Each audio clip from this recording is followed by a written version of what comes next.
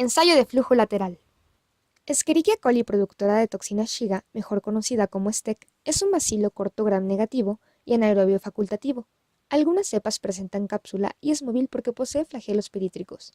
Un tipo común de STEC es E. coli O157H7, pero también hay otras cepas como O111 y O26. Los rumiantes, en especial el ganado bovino, son un gran reservorio de STEC, en donde puede formar parte de la microbiota intestinal y por tanto estar en sus heces.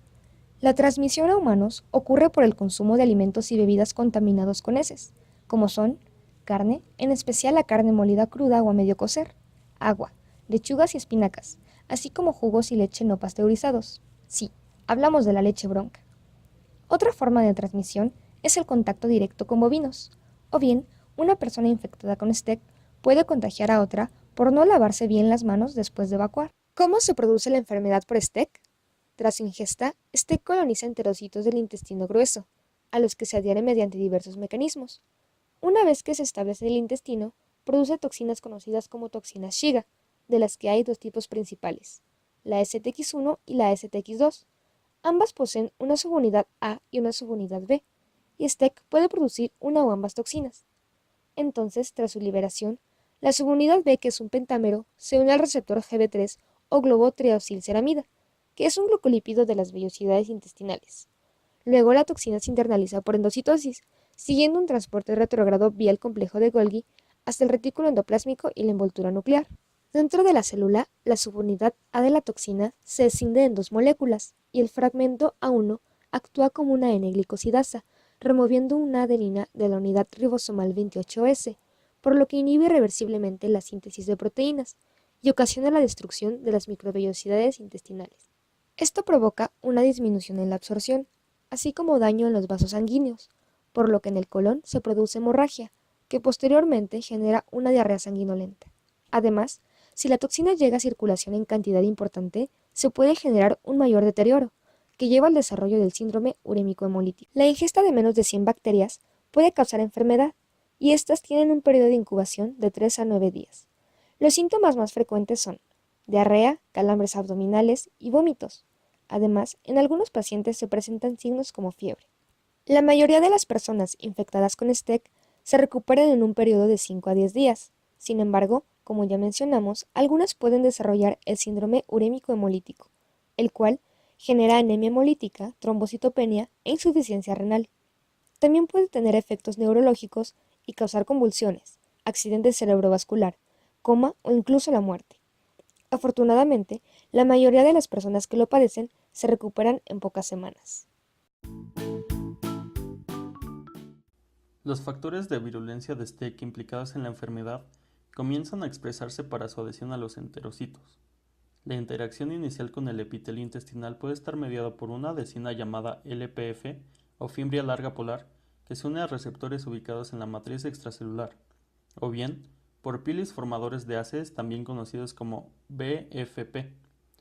Por otro lado, puede presentarse otra interacción con el enterocito que está mediada por una intimina y T3SS.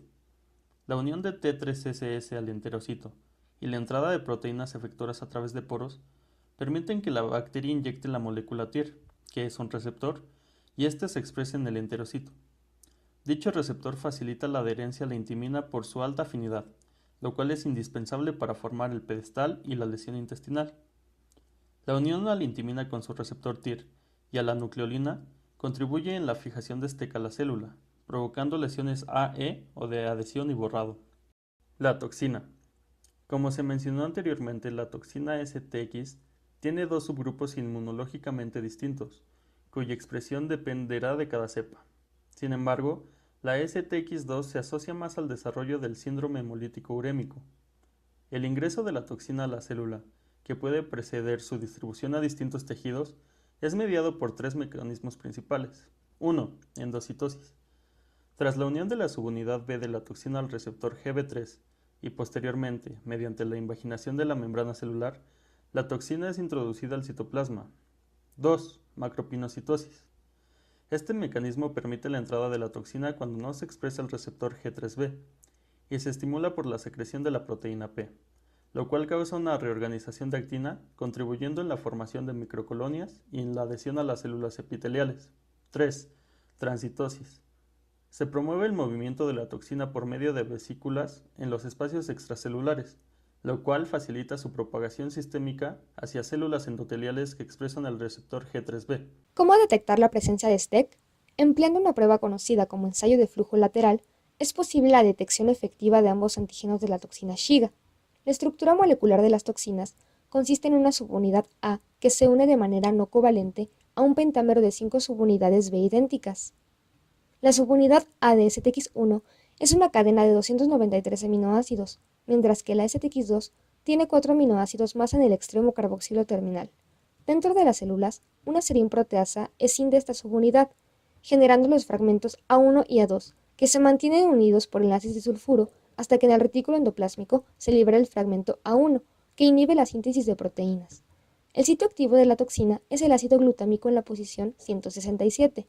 Por su parte, cada subunidad del pentámero B consiste de 69 aminoácidos para STX1 y 71 aminoácidos para STX2. La subunidad B tiene 3 sitios de unión que interaccionan específicamente con la porción trisacárida del receptor GB3, lo que genera una unión de alta afinidad. La función de las toxinas en el ciclo de vida de Escherichia coli es promover la invasión en el hospedero al detener la síntesis de proteínas e inducir apoptosis en los enterocitos, además de provocar alteraciones en la expresión génica, inducir una respuesta inflamatoria rica en neutrófilos y asociarse a estos en sangre. El ensayo de flujo lateral, o LFA, se compone de almohadilla de muestra, almohadilla de conjugado, membrana con anticuerpos inmovilizados y almohadilla absorbente. Estos componentes se fijan a un material de respaldo inerte. Las muestras analizadas pueden ser alimentos en los que se sospeche la presencia de la toxina. Se almacenan a 4 grados Celsius hasta su uso y si son sólidos, se mezclan 0.1 gramos de la muestra con 1 mililitro de buffer fosfato salino. Se agitan en un vórtex, se centrifugan y se hace la prueba con el sobrenadante. Si son muestras líquidas, se pueden analizar directamente o centrifugar para analizar el sobrenadante. Otra muestra utilizada son las heces de los pacientes. Estas se recogen en un contenedor limpio y con un aplicador se toman pequeñas muestras de las heces. El aplicador se coloca en un tubo con buffer fosfato salino que se cierra y agita vigorosamente. La muestra se puede almacenar hasta 8 días a temperatura ambiente o hasta 6 meses en refrigeración de 2 a 8 grados Celsius, pero en el momento del análisis la muestra debe estar a temperatura ambiente. La prueba es un inmunoensayo de fase sólida que combina los principios de la cromatografía de capa fina y la reacción de reconocimiento inmunitario. Vamos a explicar su funcionamiento paso a paso. Si en el dispositivo se coloca una muestra que contenga la toxina Shiga, esta migrará por capilaridad a través de la almohadilla de muestra hasta ser capturada por un anticuerpo conjugado con nanopartículas de oro coloidal en la almohadilla de conjugación. Después, las toxinas migran a la zona de captura, donde su antígeno se une a anticuerpos monoclonales inmovilizados en la línea de prueba. La formación del complejo antígeno-anticuerpo genera una línea roja en la membrana de nitrocelulosa por la acumulación del oro coloidal.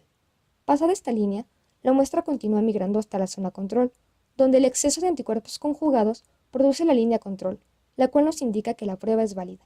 Finalmente, el exceso de anticuerpos conjugados queda retenido en la almohadilla absorbente y se dejan pasar 15 minutos para la visualización del resultado. La línea de control debe aparecer independientemente de que aparezca o no color en la línea de prueba, pues de lo contrario, el resultado de la prueba es inválido y la muestra debe ser analizada de nuevo con otra tira. Si la prueba se realizó correctamente, los posibles resultados son: positivo.